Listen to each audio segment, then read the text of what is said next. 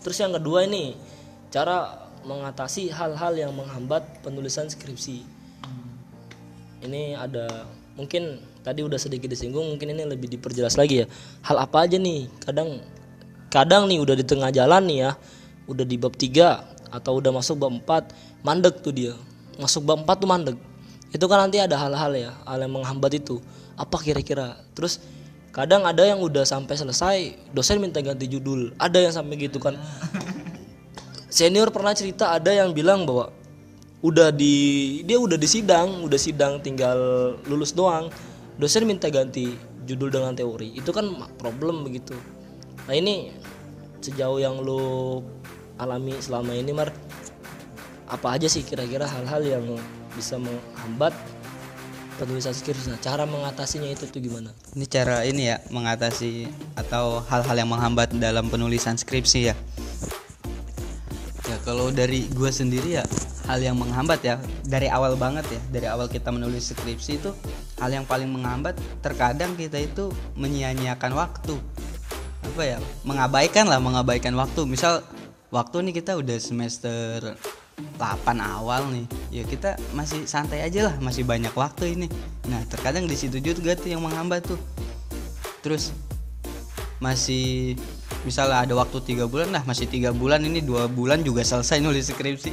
Ya nulis skripsi ya emang selesai dalam jangka 2 bulan, sebulan pun selesai. Cuma prosesnya itu yang gak gampang. Proses menuju ke pembimbing 1, pembimbing 2, belum lagi ketika pembimbingnya beda pemikiran, nah itu yang rumit juga gitu. Terkadang kita ya kurang memaksimalkan waktu sih. Itu yang menjadi penghambat kita dalam menulis skripsi gitu. Nah kalau gua pribadi, ketika kita bisa cepat kenapa harus lambat gitu kan? Iyalah, misal kita bisa lulus cepat, ya kenapa harus lambat? Banyak waktu yang kita buang sia-sia gitu. Seperti kemarin udah gua singgung juga, di semester 7 itu kita cuma sedikit mata kuliah. Kenapa nggak kita maksimalkan dengan pertama kita mengajukan judul, dengan meminta pembimbing atau membuat proposal, kenapa nggak kita maksimalkan gitu. Nah giliran udah deket-deket baru pada repot kayak gitu sih. Yang pertama tuh itu tadi, manajemen waktunya yang kurang baik gitu. Terus yang menghambat lagi di awal nih, terkadang teman-teman tuh takut menulis, bener nggak ya, terus gue kalau nulis kayak gini dimarahin nggak ya, terus gue langkahnya harus gimana ya. Nah terkadang situ ketakutan sendiri gitu. Kalau gue pribadi sama dosen juga, ya udah biasa aja, tulis yang gue bisa, revisi tinggal revisi gitu kan. Ya fungsinya dosen juga menjadi pembimbing untuk membenarkan kita. Kalau kita langsung perfect, langsung bagus, dosen malah curiga, lu ini langsung keren sih, ini siapa yang buat nih kan, kayak gitu. Jadi ya udah nggak usah takut. Ketika lu takut, semakin lu ketakutan, ya lu nggak bakalan beres-beres skripsi lu gitu. Ya harus berani mencoba itu, rasa takutnya dihilangkan dulu. Itu dua itu juga termasuk dalam ini hal yang menghambat kita dalam menulis skripsi gitu. Nah terus yang menghambat juga itu kurangnya bacaan. Nah gue setuju tuh yang tadi tuh yang lu sampaikan, itu kan salah satu ini juga kan tips buat mempercepat skripsi juga kan, itu bacaan ya. Kurangnya bacaan juga sama menghambat skripsi gitu. Ya kurangnya bacaan nanti kan terkadang kita mau nulis ini, adanya di buku mana, kalau kita udah pernah baca, gue pernah baca nih di buku ini, tinggal cari bukunya gitu. Itu kurangnya bacaan juga termasuk dalam menghambat skripsi. Tapi nggak memungkinkan juga, orang yang jarang baca pun bisa lulus. Cuma orang yang hobi baca itu lebih depan lah, satu langkah lebih dahulu dibanding orang yang tidak hobi baca gitu. Kalau yang nggak suka baca kan paling dia meraba-raba dulu atau cari buku satu-satu dulu, ini dapat nih ternyata di sini. Tapi kalau orang yang udah hobi baca, dia nggak perlu kayak gitu, gue pernah baca di buku ini, tinggal cari, lebih mudah gitu kan. Nah itu sih dari gue beberapa hal yang menghambat dalam penulisan skripsi gitu. Nah kalau lu sendiri apa nih hal yang menghambat dalam penulisan skripsi dan cara mengatasinya gimana? Nah kalau gue faktor yang paling utama itu malas biasanya. Nah ini orang ya termasuk gue juga kadang mikir gue malas. Artinya gue lagi nulis skripsi ini kadang lagi zona nyaman, waktu itu kayak pas gua tuh kebetulan lagi karantina, kita kan di asrama ya. Di karantina orang-orang pada pulang, gue sendiri di asrama sama beberapa kawan itu. Ya karena libur kan, artinya di kuliah juga nggak ada, kita aktivitas kampus sudah stop, kebanyakan libur gitu kan. Nah pas karantina itu gue sebenarnya mikir ini enak nih kalau buat dikerjakan skripsi gitu. Terus gue ngeliat sekitar teman-teman seangkatan, ya sama ketika malam yuk pada nyantai, pada itu nanti aja lah kayak gitu. Itu juga kan faktornya juga malas, dia menyia-nyiakan waktu itu kan dimales juga kayak gitu.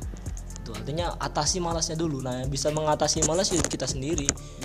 Kalau misalkan teman-teman itu kan sebenarnya cuman ini aja refleksi kita, artinya cerminan aja. Kayak misalkan kayak di asrama nih ada yang rajin, misalkan ada rival nih, bukan rival sih, artinya sahabat seperjuangan, dia yang nulis skripsinya rajin nih, kita bisa ngeliat itu jadi motivasi kan ya.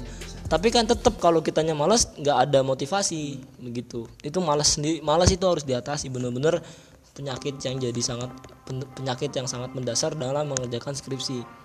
Nah terus yang kedua itu tadi kan udah nyinggung lu sedikit bahwa kadang ada dosen yang beda pemikiran, dosen pembimbing satu dengan pembimbing dua itu kadang beda pemikiran, yang satu pengennya ke sana arahnya, yang satu arahnya ke sini. Itu kan jadi penghambat, nanti kita bingung arahnya. Lah kalau gue pernah kayak gitu, tapi gimana caranya? Gue triknya adalah diplomasi pembimbing satu dengan dua. Jadi ketika gue stora itu kan waktu itu kan gue nggak pulang nih karena di lockdown kan ya, udah asrama. Nah kebetulan kan kalau aktivitas birokrasi kampus kan tetap ada. Nah dosen pembimbing gue tuh tetap masuk ke kampus. Beliau nanya, Mas jenengan pulang nggak? Enggak pak, udah ke kampus aja bimbingan. Akhirnya gue ke bimbingan sini, sudah tuh nulis gini bab 1, bab 2, bab 3 sampai selesai tuh. Emang beliau mintanya setoran sembah dosen pembimbing adalah lihat karakter masing-masing pembimbing. Kalau pembimbing satu dia memang kuatnya fokusnya di teori, habiskan teori dengan beliau. Nanti ketika dosen pembimbing 2 bahas teori, Pak ini udah Bu atau Pak ini udah fix di beliau kayak gitu. Beliau akan melihat, iya beliau yang lebih paham begitu. Artinya ketika beliau di pembimbing 2-nya bahas teori gini ternyata memang itu arahnya menyimpang, kita landaskan ini Pak, saya dari beliau rekomendasi bukunya ini gini. Kita presentasikan itu yang kita dapat dari dosen satu, pembimbing satu. Itu caranya diplomasi begitu. Terus kadang ketika penulisan beliau di pembimbing 2 memang dia mantap nih beliau nih penulisannya. Ya, kita fokuskan ke sana juga, habiskan. Lah, sudah selesai nih, udah dapat nih celah-celahnya nih ya. Kita laporan, Pak ngapunten kalau beliau nanti di pembimbing 2 beliau fokusnya ke penulisannya Pak gitu. Terus kalau jenengan nanti ke teori. Itu kalau cara diplomasi gue gitu, cara bilang ngelobi dua pembimbing itu. Akhirnya oh ya udah kayak gitu aja. Akhirnya ketika ada pembahasan itu dari gue sendiri lah, pembimbing 1 dengan pembimbing 2 itu kan ketemu di birokrasi, beliau juga komunikasi, artinya Bu jenengan fokusnya di sini ya. Akhirnya aman begitu. Jadi 2 pembimbing itu satu arahnya ke sana, satu arahnya ke sini karena udah punya pakemnya masing-masing. Itu cara diplomasinya. Kadang kalau misalkan kita nggak berani diplomasi begitu, kita sendiri yang repot. Artinya banyak curhatan kadang. Ini gimana ya bang? Ini dosen gue pengennya ke sini, ke satu kedua, ini cara nyikapi gue gimana?